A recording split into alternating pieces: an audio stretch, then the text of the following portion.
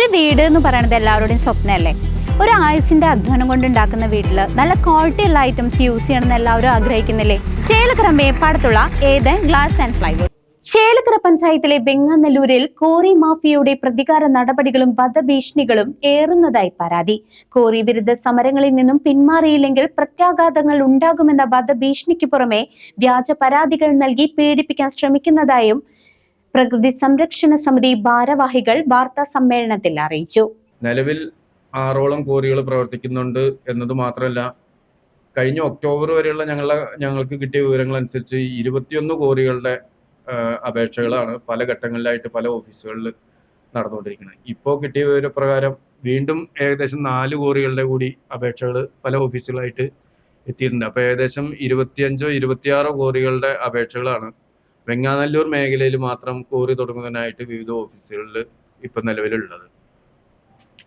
ഈ കോറികളെല്ലാം വരുന്നത് ഒരു 2 കിലോമീറ്റർ റേഡിയസിൻ്റെ ഉള്ളിലാണ് ഈ കോറികൾ എല്ലാം വരുന്നത്. അപ്പം ഇത്രയും കോറികൾ വരുമ്പോൾ ഇതിന് അനുവാദം കൊടുക്കുന്നവർ, ഈ ലൈസൻസുകൾ കൊടുക്കുന്നവർ ആ പ്രദേശത്തെ ജനങ്ങളുടെ ഒരു ജീവിത സാഹചര്യം കൂടി മനസ്സിലാക്കേണ്ടതുണ്ട്. അവിടെ ജനങ്ങൾക്ക് ജീവിക്കാൻ പറ്റാത്ത ഒരു സാഹചര്യമാണ്. പൊടിശല്യം, അതുപോലെ വീടുകളിൽ വിള്ളലുണ്ടാവുക, വീടുകൾ തകർന്നു വീണ അനുഭവങ്ങൾ ഉണ്ടായിട്ടുണ്ട്. ഈ അടുത്ത ദിവസങ്ങളിൽ തന്നെ ഏറ്റവും പുതുതായിട്ട് വന്ന കോറിയിൽ ഇത് പൊട്ടിച്ച സമയത്ത് അവിടെ ഒരു വീടിന്റെ ഒരു വശം ഇടിഞ്ഞു വീണു. അപ്പൊ അങ്ങനെയുള്ള സംഭവങ്ങൾ, അതുപോലെ വീടുകൾക്ക് വിള്ളല്, ലക്ഷങ്ങൾ ചെലവാക്കി പണിത വീടുകൾക്ക് വിള്ളല് വീഴല്, അങ്ങനെ ജനങ്ങൾക്ക് ദ്രോഹകരമായ നടപടികളാണ് ഇവരുടെ എല്ലാം ഭാഗത്തുനിന്ന് ഉണ്ടായിക്കൊണ്ടിരിക്കുന്നത്. അപ്പൊ ഞങ്ങൾ പരമാവധി അതിനെതിരെ സമരസമിതി പല സമരങ്ങളും നടത്തിയെങ്കിലും അതൊക്കെ പുല്ലുപോലെ അതിനെ അവഗണിച്ചുകൊണ്ടാണ് ഈ കോറി ഉടമകൾ മുന്നോട്ട് പോയിക്കൊണ്ടിരിക്കുന്നത്. പിന്നെ പ്രധാനമായും പത്രസമ്മേളനം വിളിക്കാനുള്ള ഒരു കാരണം ഈ സമരസമിതിയെ അതിന്റെ നേതൃത്വത്തിലുള്ളവർക്കെതിരെയുള്ള വധഭീഷണിയാണ്. ഞങ്ങൾ ആദ്യം അത് കാര്യമാക്കിയില്ല, പക്ഷെ വീണ്ടും പല കോണുകളിൽ നിന്ന് പ്രത്യക്ഷമായും പരോക്ഷമായും കൊല്ലും എന്നുള്ള രീതിയിലുള്ള ഒരു ഭീഷണി വന്നു കഴിഞ്ഞപ്പോൾ വണ്ടി കയറ്റി കൊല്ലും, ഞങ്ങൾക്ക് കൂടി വന്നാൽ ബ്രേക്ക് പോയി എന്ന് പറയും, അപ്പോൾ അതല്ലെങ്കിൽ ലൈസൻസ് 6 മാസം സസ്പെൻഷൻ ആവും എന്നുള്ള രീതിയിലുള്ള അത് ഞങ്ങൾ സമരം നടത്തുന്ന സമയത്തുണ്ടായ ഭീഷണികളാണ്. അതിനുശേഷം പലരും മുഖാന്തരവും ഞങ്ങളെ വധിക്കും അല്ലെങ്കിൽ കൊല്ലും, ഞങ്ങളെ തീർത്ത് കളയും, കയ്യും കാലും തല്ലിയൊടിക്കും എന്ന് പറയുന്നുള്ള ഭീഷണികളൊക്കെ വന്നപ്പോഴാണ് ഞങ്ങൾ ഇങ്ങനെ ഒരു പത്രസമ്മേളനം നടത്തി ഈ വിവരം ജനങ്ങളെ അറിയിപ്പിക്കണം എന്നുള്ള രീതിയിലേക്ക് വന്നത്. കാരണം നാളെ അങ്ങനെ എന്തെങ്കിലും ഈ നേതൃത്വത്തിനെതിരെ ഉണ്ടായാൽ, സമരസമിതിയെ നേതൃത്വം കൊടുക്കുന്നവർക്കെതിരെ അങ്ങനെ എന്തെങ്കിലും ഒരു നീക്കം ഉണ്ടായാൽ, ഒരു അപകടം ഉണ്ടായാൽ, അത് അപകടമല്ല, അത് ആസൂത്രണം ചെയ്ത ഒരു അപകടം അല്ലെങ്കിൽ ഒരു ആസൂത്രിതമായ ശ്രമമാണ് എന്നുള്ളത് ജനങ്ങളെ അറിയിക്കാൻ വേണ്ടിയിട്ടാണ് ഇപ്പൊ ഞങ്ങൾ ഈ പത്രസമ്മേളനം വിളിച്ചു കൂട്ടി. ചേലക്കര പഞ്ചായത്തിലെ വെങ്ങാനല്ലൂരിൽ കോറി മാഫിയയുടെ ഭീഷണിയും പ്രതികാര നടപടികളും ഏറുന്നതായി പരാതി. കോറി വിരുദ്ധ സമരങ്ങളിൽ നിന്നും പിന്മാറിയില്ലെങ്കിൽ പ്രത്യാഘാതങ്ങൾ ഉണ്ടാകുമെന്ന വധഭീഷണിക്ക് പുറമെ വ്യാജ പരാതികൾ നൽകി പീഡിപ്പിക്കാനും ശ്രമം നടക്കുന്നതായി പ്രകൃതി സംരക്ഷണ സമിതി ഭാരവാഹികൾ വാർത്താ സമ്മേളനത്തിൽ ആരോപിച്ചു. ഒരു പുതിയ കോറി അന്ന് തുടങ്ങിയപ്പോൾ മുതലാണ് സമരസമിതി അവിടെ രൂപം കൊണ്ടത്. കാരണം ആ കോറി വീടുകളിൽ നിന്ന് 50 മീറ്റർ പോലും അകലമില്ലാത്ത രീതിയിലാണ് തുടങ്ങി. ആ പ്രദേശത്തുള്ള ജനങ്ങൾക്ക് ജീവിക്കാൻ പറ്റാതായ സാഹചര്യത്തിലാണ് സമരസമിതി സമരവുമായിട്ട് രംഗത്തിറങ്ങിയത്. ഞങ്ങൾ അത് സംബന്ധിച്ച് അനവധി പരാതികൾ എല്ലാ ഓഫീസിലും കൊടുത്തെങ്കിലും എവിടുന്നും ഒരു നടപടിയും അതിലുണ്ടായില്ല. വീണ്ടും ഞങ്ങൾ പരാതി കൊടുത്തു. അവസാനം അതുമായി ബന്ധപ്പെട്ട ജിയോളജി വകുപ്പിലെ ഉദ്യോഗസ്ഥൻ ആ കോറിയിൽ വന്നിട്ടാണ് സമരസമിതിക്കാരെ വിളിക്കുന്നത്, അങ്ങോട്ട് വരാൻ പറഞ്ഞിട്ട്. ഞങ്ങളത് പോയില്ല. അപ്പോൾ പരാതി ഉണ്ടെന്നുണ്ടെങ്കിൽ ഞങ്ങളോട് പറഞ്ഞു, എന്നാൽ നിങ്ങൾക്ക് ഇങ്ങോട്ട് വരാൻ പറ്റില്ലെങ്കിൽ നിങ്ങൾ ഞങ്ങളുടെ ഓഫീസിലേക്ക് വരുമെന്ന് പറഞ്ഞു. അങ്ങനെ പിറ്റേ ദിവസം ആ പ്രദേശവാസികളായ 18ഓളം സ്ത്രീകളുമായിട്ട് ഞങ്ങൾ ഇവിടുന്ന് പോയി. അദ്ദേഹം വിളിച്ചതിന്റെ പേരിലാണ് ഞങ്ങൾ പോയത്. അവിടെ ചെന്ന് അദ്ദേഹത്തിന്റെ ഓഫീസിൽ വെച്ചിട്ട് അദ്ദേഹം ഞങ്ങളോട് വളരെ മോശപ്പെട്ട ഭാഷയിൽ, ആ സ്ത്രീകളോടടക്കം വളരെ മോശപ്പെട്ട ഭാഷയിൽ കോറി മാഫിയയ്ക്ക് അനുകൂലമായി സംസാരിക്കുകയും അതിനെ എതിർത്ത് സംസാരിച്ച ഞങ്ങളുടെ പേരിൽ ജാമ്യമില്ലാത്ത വകുപ്പ് പ്രകാരം കേസെടുക്കുകയും ചെയ്തു. ഞങ്ങൾ 4 പേർക്കെതിരെ, അതായത് 2 മെമ്പർമാരുണ്ട്, സമരസമിതിയുടെ പ്രസിഡന്റ് ഉണ്ട്, അതിന്റെ കോർഡിനേറ്റർ ഉണ്ട്. ഈ 4 പേർക്കെതിരെ ജാമ്യമില്ല, അദ്ദേഹത്തിന്റെ കൃത്യനിർവഹണം തടസ്സപ്പെടുത്തി, ആ ഓഫീസിലെ വനിതകളോട് അപമര്യാദയായി പെരുമാറി, അവരുടെ സ്ത്രീത്വത്തെ അപമാനിച്ചു എന്നെല്ലാം പറഞ്ഞിട്ട് ഞങ്ങൾക്കെതിരെ പരാതി കൊടുത്തതിന്റെ അടിസ്ഥാനത്തിൽ ഞങ്ങൾ തൃശ്ശൂർ ടൗൺ ഈസ്റ്റ് പോലീസ് സ്റ്റേഷനിൽ പോയി ഹാജരാകുകയും അവിടെ അന്നുണ്ടായിരുന്ന അന്വേഷണ ഉദ്യോഗസ്ഥന് കാര്യങ്ങളുടെ സത്യാവസ്ഥ ബോധ്യപ്പെട്ടതിന്റെ പേരിൽ ഞങ്ങൾക്കെതിരെ ഞങ്ങളെ അറസ്റ്റ് ചെയ്ത് റിമാൻഡ് ചെയ്യുമെന്നാണ് ഞങ്ങൾ ഇവിടുന്ന് വന്ന നിങ്ങളുടെ പേരിലുള്ള കുറ്റകൃത്യം അതാണെന്ന് പറഞ്ഞിട്ടാണ് ഞങ്ങൾ ചെന്നത്. പക്ഷെ ആ ഉദ്യോഗസ്ഥന് കാര്യം ബോധ്യപ്പെട്ടതിന്റെ അടിസ്ഥാനത്തിൽ അദ്ദേഹം ആ കേസ് ഇപ്പോഴും നിലവിലുണ്ട്, പക്ഷെ അതിലൊരു നടപടി എടുത്തിട്ടില്ല. എന്ത് കാരണത്തിനാണ് ഞങ്ങൾ ആ ഓഫീസിലേക്ക് പോയതെന്നും ഞങ്ങൾ എന്താ ചെയ്തതെന്നും അദ്ദേഹത്തിന് ബോധ്യപ്പെട്ടതിന്റെ അടിസ്ഥാനത്തിലാണ് പിന്നെ അതിലൊരു നിലവിൽ ഇതുവരെ ഒരു തുടർ നടപടി ഉണ്ടായതായിട്ട് ഞങ്ങൾക്ക് അറിയില്ല. ഇതിന്റെ പിന്നിൽ ഇത്തരം ഈ നടപടികളുടെ ഈ സമരസമിതി ചെയർമാനെതിരെ ഉള്ള ഈ നീക്കങ്ങൾ, വ്യാജ പരാതികളുടെ പേരിൽ ഞങ്ങളെ കൊലപ്പെടുത്തും എന്ന് പറയുന്ന അല്ലെങ്കിൽ വധഭീഷണി, അതിന്റെ പിന്നില് അതുപോലെ ഈ ഇരിക്കുന്നു ശ്രീകാന്ത്, ഇദ്ദേഹത്തിന് ഒരു ദിവസം ഒരു വാട്സപ്പില് ഇദ്ദേഹത്തിന്റെ ലൈസൻസ്, എവിടെയാണ് ജോലി ചെയ്യുന്നത്, അതിന്റെയൊക്കെ ഡീറ്റെയിൽസ് ഇദ്ദേഹത്തിന് ഇട്ട് കൊടുക്കുക. അത് ഭീഷണിപ്പെടുത്തുക എന്നുള്ള ഉദ്ദേശത്തോടുകൂടി അത് ഇദ്ദേഹത്തിന്റെ ലൈസൻസ് പോക്കറ്റിലായിരിക്കുന്നത്. ആ ലൈസൻസിന്റെ കോപ്പി എവിടുന്നോ സംഘടിപ്പിച്ച് ഇദ്ദേഹത്തിന് ഇട്ട് കൊടുക്കുക, ഇദ്ദേഹത്തിന്റെ മറ്റു രേഖകൾ ഇദ്ദേഹത്തിന് ഇട്ട് കൊടുക്കുക. അതായത് നിങ്ങൾ ഞങ്ങളുടെ നിരീക്ഷണത്തിലാണ്, ഞങ്ങൾക്ക് എന്ത് വേണമെങ്കിലും ചെയ്യാൻ സാധിക്കും എന്നുള്ള രീതിയാണ് അതിന്റെ പിന്നിലെന്നാണ് ഞങ്ങൾക്ക് മനസ്സിലായത്. ഇതിന്റെ എല്ലാം പിന്നിൽ ഇവിടുത്തെ ഒരു ബാർ മുതലാളിയാണ്. ഈ സമരസമിതിക്കെതിരെയുള്ള എല്ലാ നീക്കങ്ങൾക്കും പിന്നിൽ ഇവിടുത്തെ ഒരു ബാർ മുതലാളിയാണ് എന്നാണ് ഞങ്ങൾ ഉറച്ചു വിശ്വസിക്കുന്നത്. വെങ്ങാനല്ലൂരിലും സമീപ പ്രദേശങ്ങളിലും ജനജീവിതം ദുസ്സഹമാക്കുന്ന കോറി പ്രവർത്തനങ്ങൾക്കെതിരെ ജനങ്ങളെ അണിനിരത്തി സമരം ശക്തമാക്കാനാണ് സമിതിയുടെ തീരുമാനം.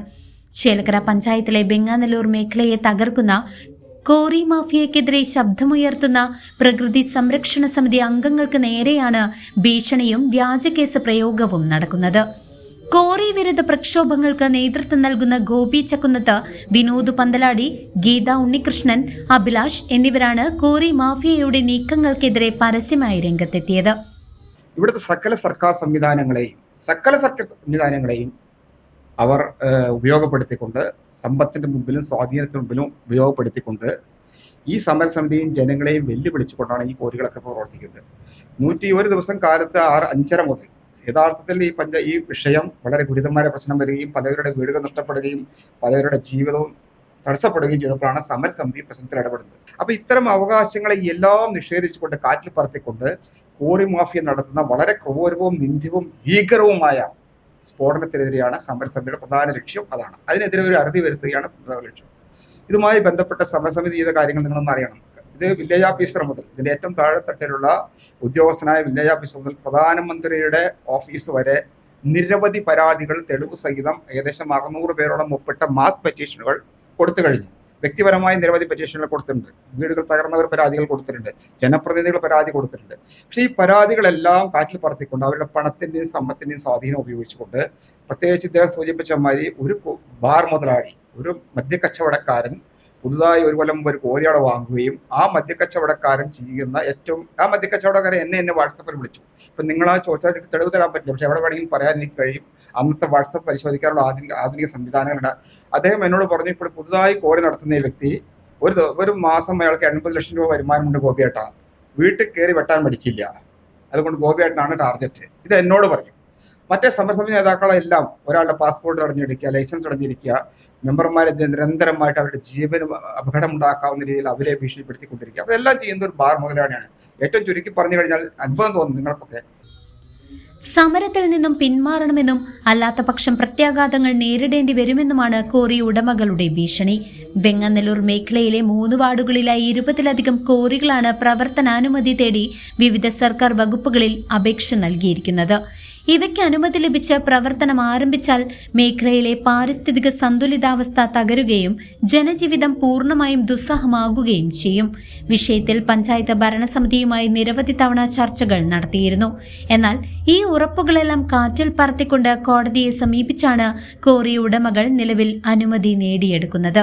പ്രദേശവാസികളുടെ ജനഹിതം മാനിക്കാതെ ഉന്നതാധികാരികൾ തങ്ങളുടെ അധികാരം ദുരുപയോഗം ചെയ്താണ് കോറികൾക്ക് അനുമതി നൽകുന്നതെന്നും വാസ്തവം മറച്ചുവെച്ച് കോടതിയുടെയും മറ്റു അനുമതി കോറി ഉടമകൾ കരസ്ഥമാക്കുന്നത് എന്നും ഭരണസമിതിയും സമരസമിതിയും ആരോപിക്കുന്നു.